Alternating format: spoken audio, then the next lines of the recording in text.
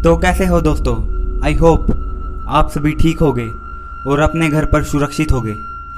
आज हम आपको एक सच्ची पैरानॉर्मल घटना जिसे द पैरन फैमिली केस के नाम से भी जाना जाता है उसके बारे में बताएंगे, जो बेहद ही खौफनाक और विचित्र घटनाओं से भरी हुई है। और इस पैरानॉर्मल केस पर 2013 में बनी मूवी कॉन्जरिंग हमें इस केस के बारे में बताती है। इस फिल्म को डरावनी बनाने के लिए इस फिल्म के डायरेक्टर जेम्स वान ने कई चीज़ें ऐसी दिखाई है जो वास्तव में घटित ही नहीं हुई, लेकिन यह फिल्म देखने पर आप द पैरन फैमिली केस के बारे में अच्छी तरह से जान सकोगे। यह एक बहुत ही बढ़िया हॉरर मूवी है, तो आप इसमें दिलचस्पी रखते हैं तो जरूर देखें। तो चलिए अब कहानी पर आते हैं। यह कहानी एक हंसते खेलते परिवार की है जो एक नए घर में शिफ्ट होते हैं और उस घर में शिफ्ट होने के बाद उनके जीवन में कुछ ऐसी घटनाएं घटती है जिससे उनकी जिंदगी ताश के पत्तों की तरह बिखर जाती है। तो इस कहानी को अच्छी तरीके से जानने के लिए वीडियो को अंत तक देखें। साल 1970 में ठंड के मौसम में रोजर और उसकी बीवी कैरोलिन अपनी 5 बेटियों के साथ रोड आइलैंड के एक फार्म हाउस में रहने के लिए आते हैं। ये फार्म हाउस 200 एकड़ में फैला हुआ था और यहाँ के लोकल लोग इसे ओल्ड आर्नोल्ड स्टेट के नाम से भी जानते थे। इसे सन 1736 में बनाया गया था और रोजर और उसकी फैमिली ने यहाँ पर 10 साल गुजारने का निर्णय लिया था। लेकिन उनके वहाँ जाने के कुछ दिन बाद से ही उन्हें वहाँ पर वास करने वाली आत्माओं का एहसास होने लगा था। उनके साथ ऐसी कई घटनाएं घटी जिससे पता चलता था कि वहाँ पर एक काली शक्ति का साया है। लेकिन शुरुआत में ये आत्माएं उस परिवार को किसी भी प्रकार का नुकसान नहीं पहुंचा रही थी। शुरुआत में वे आत्माएं केवल उनके बच्चों को खेलते हुए देखते थे और कभी कभी उनसे बातें भी करते थे। लेकिन धीरे धीरे जैसे जैसे दिन बीतते गए उन काली शक्तियों का बर्ताव भी बदलता गया। रोजर और उसके परिवार में कई असाधारण घटनाएं घटने लगी। खासकर रात को यहाँ पर काफ़ी अजीबोगरीब आवाज़ें आती थी, दीवारों पर लगी फ़ोटो अपने आप गिर जाती थी और घर में पड़ा सामान हर दिन अपनी जगह बदल लेता था और कई बार बच्चों की बेड हवा में तैरने लगती थी। इन घटनाओं के चलते यह परिवार बहुत घबरा गया था। उन दिनों घर के हॉल में काली शक्तियों का बसेरा था। ये आत्माएं छोटे बच्चों की होती थी जो परिवार को रात भर सोने नहीं देती थी। इन सब के बाद भी यहाँ पर सब नियंत्रण में था।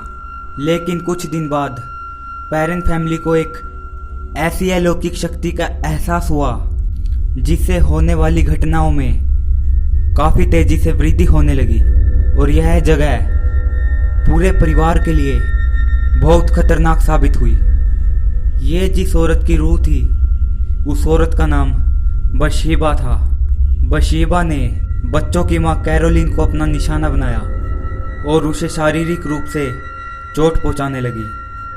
कैरोलिन के लिए यह समय बहुत ही मुश्किल भरा था।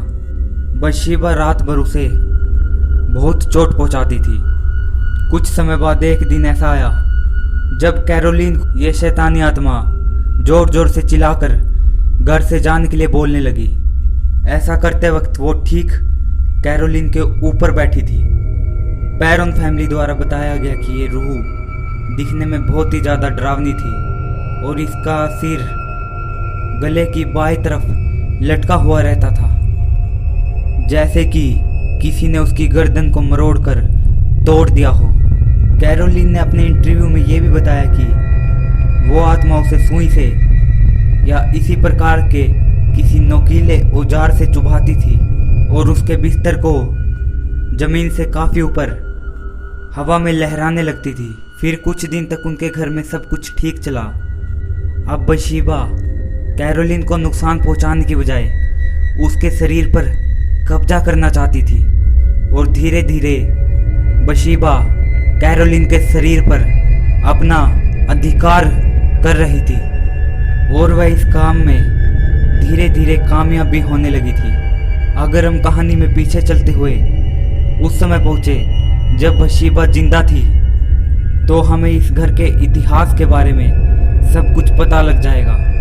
बशीबा का जन्म सन 1812 में रोड आइलैंड में हुआ और सन 1844 में बशीबा की शादी जूडसन शर्मन से हुई थी और बशीबा अपनी शादीशुदा जिंदगी बिताने आर्नोल्ड स्टेट में आए। बशीबा का एक बेटा था जिसका नाम अल्बर्ट एल शर्मन था। ऐसा बोला जाता है कि बशीबा के 3 और बच्चे थे जिनकी बचपन में ही रहस्यमय तरीके से मृत्यु हो गई थी। इन सभी घटनाओं के चलते पूरे गांव में ये चर्चा होने लगी थी कि बशीबा एक डायन है जो अपने ही बच्चों की आहुति देती है और उसको शैतान के हवाले करती है।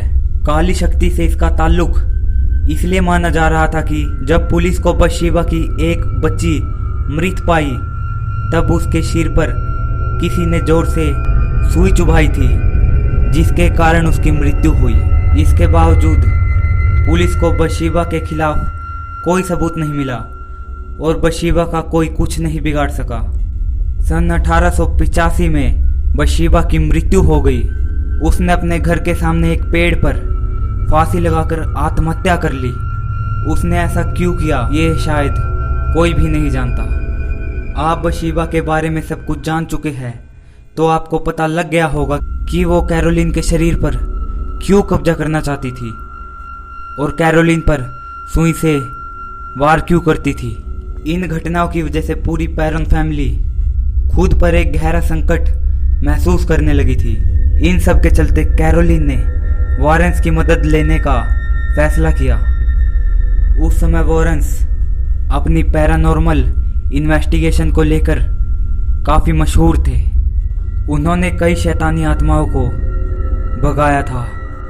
जैसे ही वॉरेंस ने उस घर में प्रवेश किया तो उन्हें वहाँ पर एक काली शक्ति का एहसास हुआ। वॉरेंस ने इस मामले की तह तक जांच की और कैरोलिन को बताया कि उसके शरीर पर एक शैतानी आत्मा का कब्जा है। वॉरेंस ने घर की आत्माओं से संपर्क बनाने का प्रयास किया लेकिन इससे वे शैतानी आत्माएं और भी चिढ़ गई और घर के सामान को हवा में यहाँ वहाँ फेंकने लगी। तब वॉरेंस ने सांसे नाम की प्रक्रिया का सहारा लिया और शैतानी आत्माओं के लिए एक ऐसा दरवाजा खोल दिया था जिसे वे कभी बंद ना कर पाए। सांसे एक ऐसी प्रक्रिया है जिससे हम मरे हुए व्यक्तियों की आत्माओं से बात कर सकते हैं। इस प्रक्रिया के बाद हालत बद से बदतर हो गए और रोजर ने वॉरेंस को अपने घर से निकाल दिया।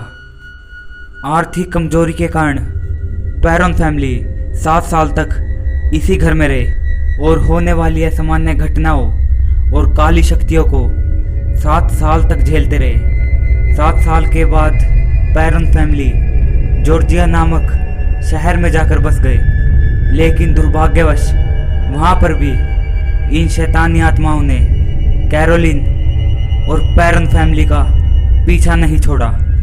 सन 2011 में कैरोलिन की बेटी एंड्रिया ने उन पर घटी घटनाओं का एक किताब द्वारा संपूर्ण विवरण किया जो कि 3 भाग में उपलब्ध हुई। इस किताब का नाम house of darkness and house of light है और जैसा कि आपको बताया था 2013 में द कॉन्जरिंग मूवी आई जिसका बजट काफ़ी छोटा था। इसका बजट $20 मिलियन था।